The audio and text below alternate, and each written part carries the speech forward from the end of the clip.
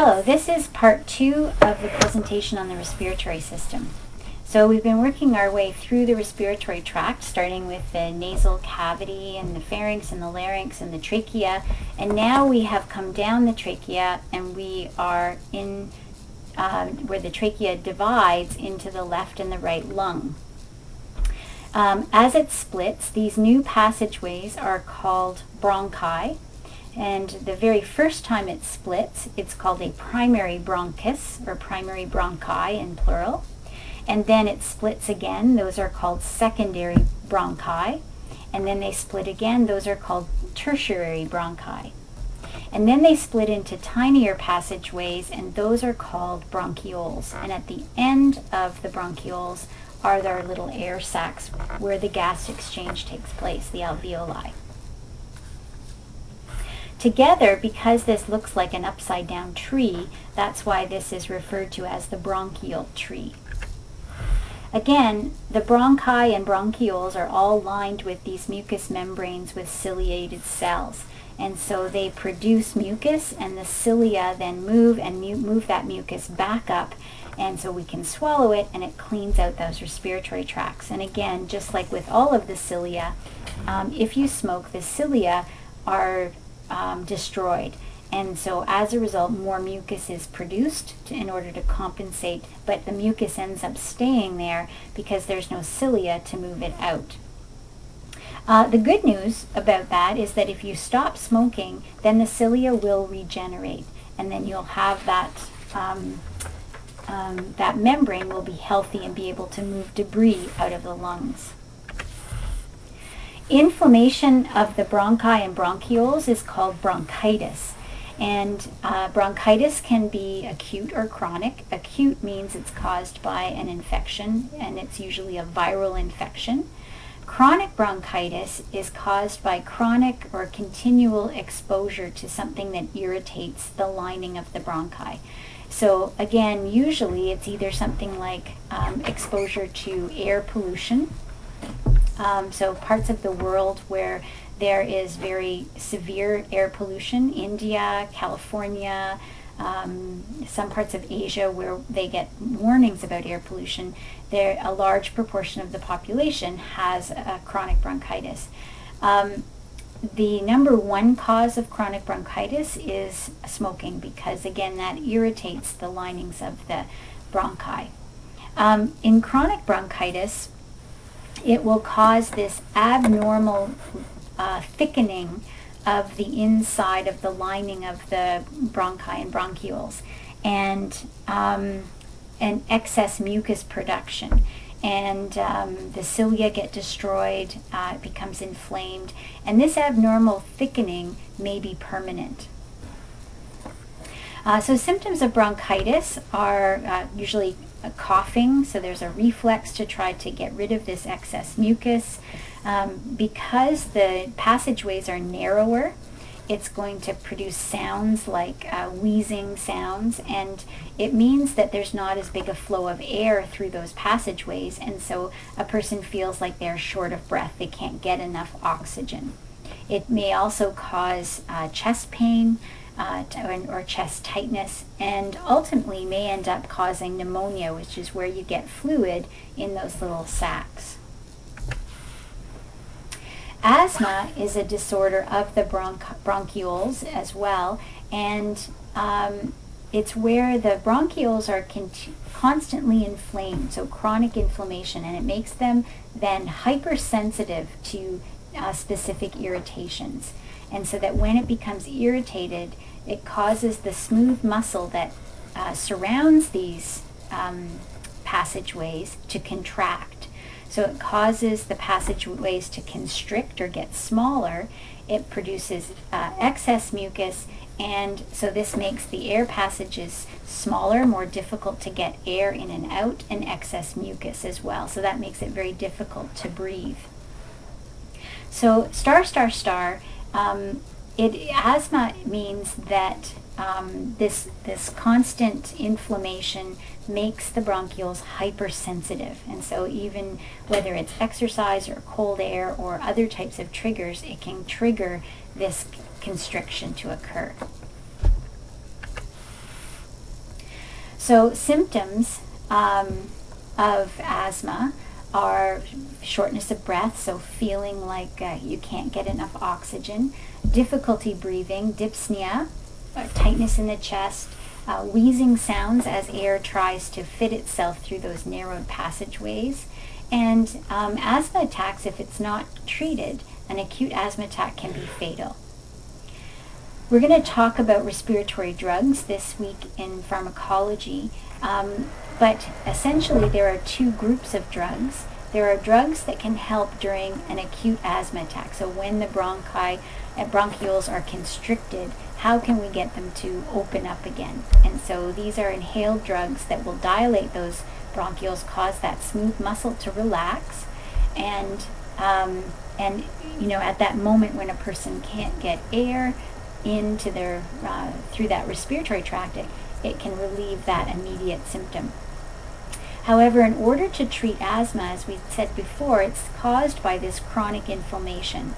So we can give drugs that will reduce that inflammation, and or drugs that will prevent the release of histamine causing inflammation, and that can help reduce that hypersensitivity, so it makes it less likely that an asthma attack will be triggered. And then, of course, to try to avoid triggers, things like if it's triggered by an allergy, avoid those allergens, or avoid you know, those dust or smoke or things like that. The underlying cause of asthma is really unknown. It is definitely a combination of genetics, so genes, and then also environmental factors. So things like children that are exposed to secondhand smoke have a higher risk of developing asthma. That's an environmental factor. However, they do tend to, asthma tends to run in families and often occurs along with allergies and eczema. So those three things, asthma, allergies, eczema, within a family tend to cluster together. So there is a genetic vulnerability, but there are definitely environmental factors in terms of developing asthma. Asthma is more common in individuals with disabilities than the general population. And here are a list of common asthma triggers.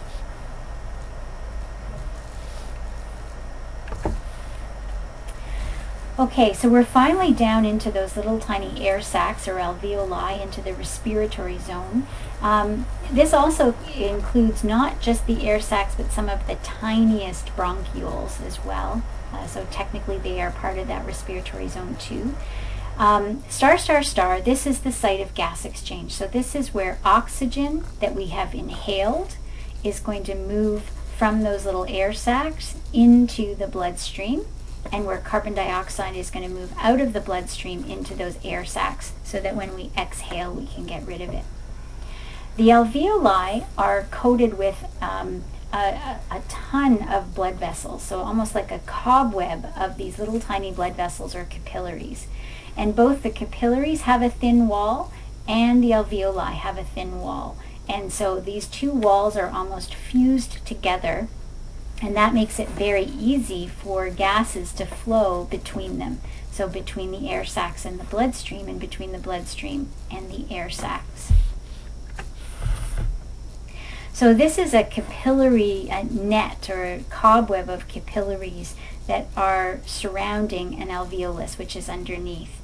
And we can actually even see the individual red blood cells in these capillaries, which is really cool. And so they are taking up oxygen from inside the air sac, and then will deliver that back then to the heart to pump around to the rest of the body. And in the meantime, the plasma in these little capillaries is giving off carbon dioxide that's moving back into this into that air sac, so that we can expel or get rid of that carbon dioxide. On the left, we see these other little cells. So this is inside an alveolus, and these little cells are alveolar macrophages, so the cells that devour debris and pathogens that get in there. Also want you to see these little pores. So these are little connections between all these little air sacs. So they're not isolated air sacs, they are connected by these little pores. These macrophages, just by the way, also are gone if you smoke, but they will come back if you do stop smoking. On the right, these cells are within the alveolus as well, and they are called alveolar type 2 cells, and they secrete what's called surfactant, lung surfactant, and that coats the inside of these alveoli, and that helps reduce the surface tension in there so that when we exhale, the alveoli just don't simply collapse. This is one of the reasons babies that are born prematurely may not be producing surfactant, and this is why it affects their respiration so much, is that when they exhale, the alveoli collapse and it's very difficult to get them reinflated again, so until they develop enough to produce that surfactant. Pneumonia is a disorder that affects these alveoli. It is fluid inside the alveoli, and when there's fluid inside these little air sacs, two things happen. One is it will prevent the lung from expanding, and it also, if there's fluid in those air sacs, there's less gas exchange, so less oxygen moves into the blood and less carbon dioxide moves out. And of course that lack of oxygen can cause a number of symptoms. So this fluid in the lungs can cause pain. The lack of oxygen causes that feeling of shortness of breath, weakness, fever, chills usually, because it's often caused by an infection, and a cough that contains a sputum that may contain blood, which is what we see down here, may contain bacteria if it's a bacterial type of pneumonia. So three kind of main causes of pneumonia. One is, of course, microorganisms, so bacteria, viruses, primarily bacteria. Two, if a person doesn't move their chest around, doesn't take deep breaths, doesn't cough, so if they are bedridden, lying in one spot for one time, or if their chest cavity is compressed, and this can happen with poor posture associated with things like muscular dystrophy or even spastic cerebral palsy, then the lungs can't expel some of that mucus, and that can end up causing pneumonia. And the last is that if a person has difficulty swallowing, dysphagia, then sometimes then if swallowing doesn't happen normally, then fluid or food can end up being inhaled, or aspiration of fluid or food, and that ends up in the respiratory tract, and it irritates the lining and extra fluid is produced, and that can cause pneumonia as well. Pulmonary tuberculosis is something that we test for in all DSW students in order to go to the field. So we want to make sure that you do not have active pulmonary tuberculosis. It's caused by a bacteria that is airborne, Mycobacterium tuberculosis, and that's what you see here in the top right picture. That's that bacterium. And what this bacteria does is that it is inhaled into lung tissue, and it can cause lesions, this is what we see at the bottom, or tubercles, to form in the lung tissue. It can also form in kidney tissue, bone tissue, and brain tissue as well. Ultimately, these lesions will cause the death of that lung tissue. So in all cases of tuberculosis, it's passed from person to person by inhaling droplets that are infected. Only about 15% of people with pulmonary tuberculosis will develop TB in an organ other than the lungs, but as I said, it can also form in kidneys, bone, or brain. In early TB, or what we call inactive or sometimes called latent TB, there are no symptoms. In active TB, there's weight loss, loss of energy, loss of appetite, often fever, a very productive mucousy cough, and night sweats. The only type of tuberculosis that can be passed to another person is late or active TB. So early or inactive or latent TB is not contagious. So which of the following statements about pulmonary tuberculosis is true? So number one, all people who come in contact with the TB bacteria will develop a TB infection. This is not true. So only about 10% of people who come in contact with the bacteria will develop tuberculosis. So number one is not true. Number two, people who have inhaled the bacteria and have a positive skin test can transmit the bacteria to others. So this is also not true. People who have inhaled TB bacteria, but the disease is controlled, are referred to as infected. But the immune system has walled off that organism, so no symptoms. They won't have any symptoms. They will have a positive skin test because their immune system has reacted to the invasion of that pathogen. So they do have a positive skin test, but they cannot transmit that disease to others. Number three, after the initial infection, the bacteria can remain dormant in the body for years. And that is true. So tuberculosis, that bacteria can remain dormant for decades. And most people will recover. Their immune system will keep the bacteria inactive with no sign of infection. But it can reactivate. So this is why even if you do not have active TB, and so you're not contagious, it's recommended that you treat with antibiotics. Now this is not a short course of antibiotics. Usually a person is given 4 different medications that they take for at least 6 months, and that's to eliminate the bacteria. This bacteria grows and dies very slowly, and so that's why it takes this long-term treatment with antibiotics. In most cases, the bacteria are eliminated. So number 4, once treated with antibiotics, active TB will not reoccur. That is not true.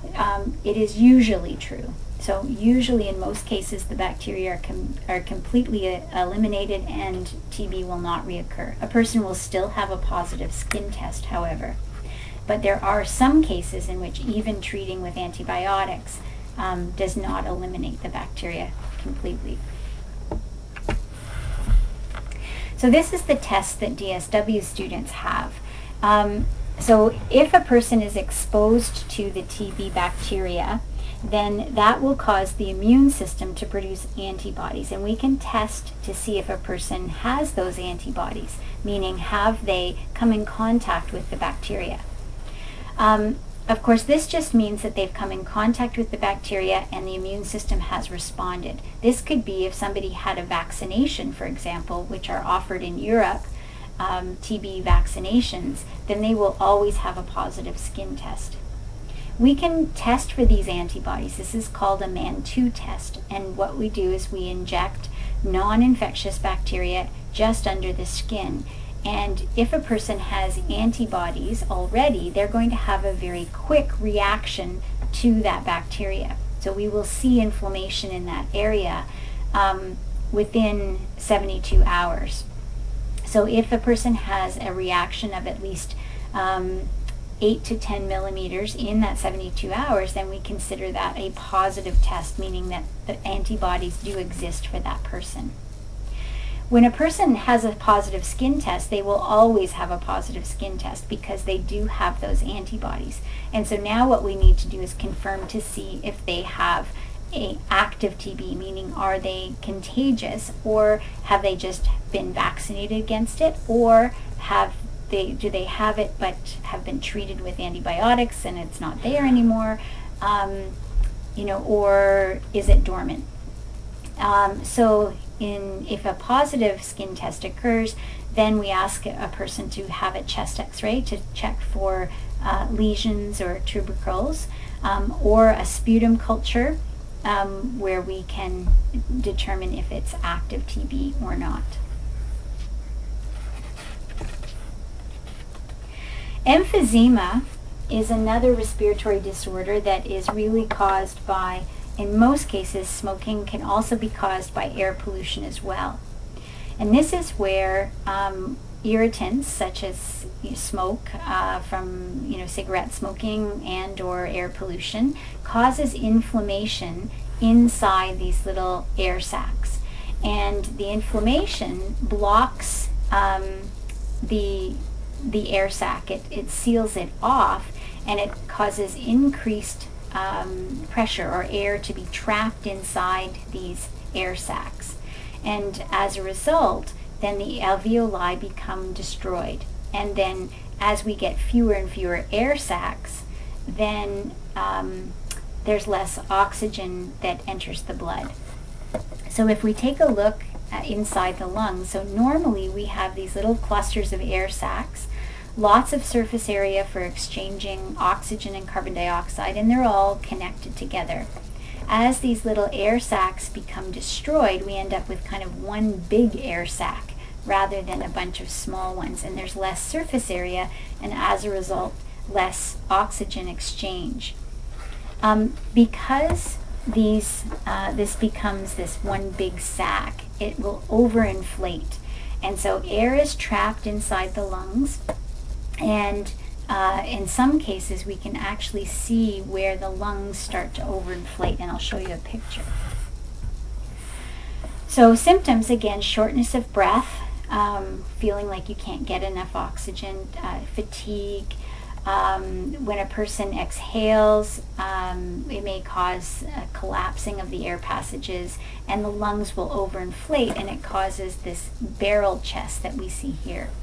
So you can see in this diagram here, this is a place where the alveoli have been destroyed, and now you've just got this one big kind of air sac instead of the small little ones.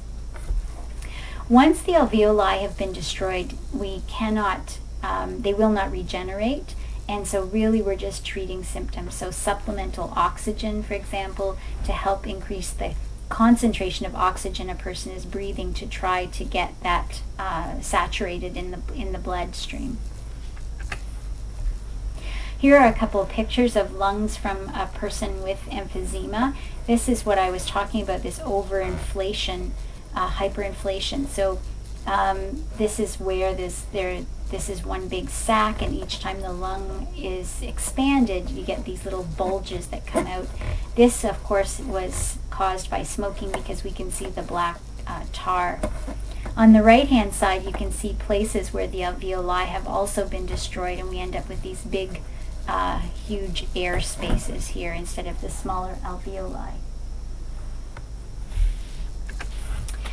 A term that you should be familiar with is chronic obstructive pulmonary disease, or COPD. And what we're talking about with COPD are a group of chronic respiratory diseases where it is difficult to get air either into and or out of the lungs. So this includes emphysema and chronic bronchitis. Asthma is sometimes also included into that category as well, but especially chronic bronchitis and emphysema. And 90% of COPD is due to smoking and either exposure to first or second-hand smoke. Usually with COPD, it is more difficult to exhale. It's more difficult to get air out of the lungs, and it causes this hyperinflation of the lungs. Just a brief note, we can't kind of go through the respiratory system without talking about the impact that smoking has on respiratory disease. So this is definitely a star. So smoking is a direct cause for many respiratory diseases, including chronic bronchitis, emphysema, asthma, lung cancers, mouth, larynx cancers, nose, sinus, throat cancers.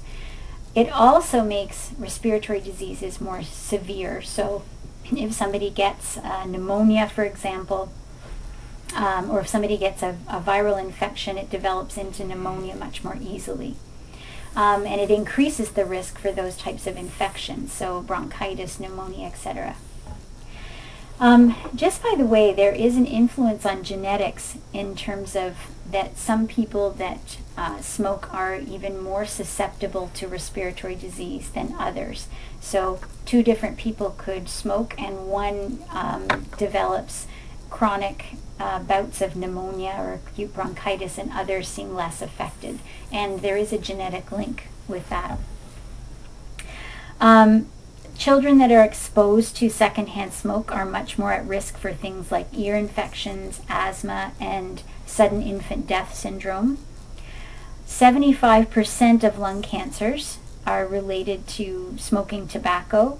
So other risk factors that are not smoking tobacco include things like air pollution, some genetics, secondhand smoke, indoor radon exposure, and even things like decreased fruit and vegetable consumption. But certainly decreasing smoking decreases your risk of lung cancers and other respiratory diseases significantly.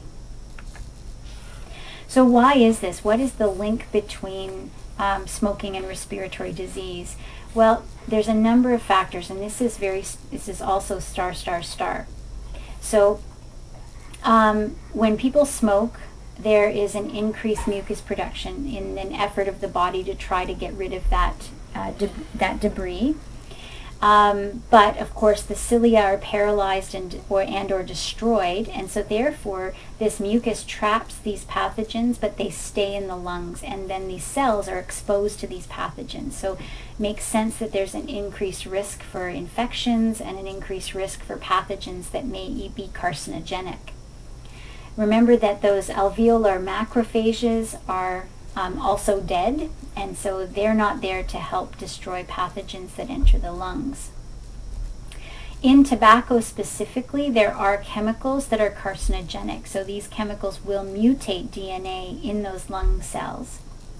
The constant irritation of smoke coming into the lungs will cause inflammation, and then that causes an increased rate of cell division in the lungs, and the faster that those lung cells divide, the more risk there is that there will be a mutation in which they will lose control of that cell division. And finally, when there is this constant exposure to toxins, the lung tissue becomes scarred, it loses its elasticity, and therefore it can't exchange air efficiently very well.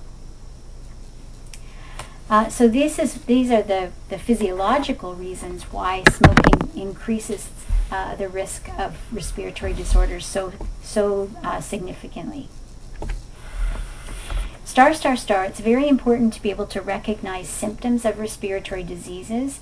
The symptoms will be related to the difficulty getting air in and out and the lack of oxygen. So things like difficulty breathing, wheezing, stridor, chest pain, coughing with mucus or blood, repeated bouts of respiratory illnesses such as pneumonia or asthma. There may be reduced tidal volume, so the volume of air that moves into and out of the lungs with each breath gets smaller.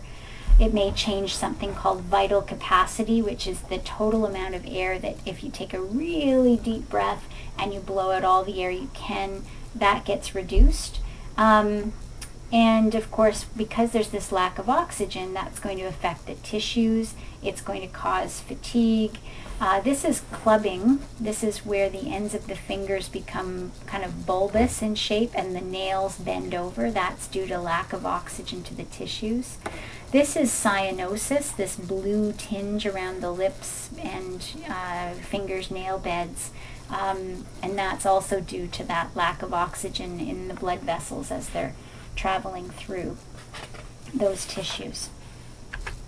Here are a group of respiratory terms, and I would like you to look these terms up in your book, and you should know these terms for the midterm. So how do we treat respiratory diseases? There's a number of medications that we'll talk about in pharmacology. So one, if we can treat the underlying cause, then we should do that. So for example, if it's caused by a bacterial infection, then an antibiotic may work. We can also take drugs to help increase the diameter of the respiratory passages and try to reduce inflammation. So there are medications for that. Beyond that, then really what we're doing is trying to supply the body with enough oxygen to be able to function. So if the respiratory system is not able to do that, we can increase the concentration of oxygen that a person breathes, and then hopefully more oxygen will move into the blood, and so that the body is receiving the amount of oxygen that it needs. So there we're really just treating the symptoms and not really the underlying cause. Okay, this is the end of the presentation on the respiratory system.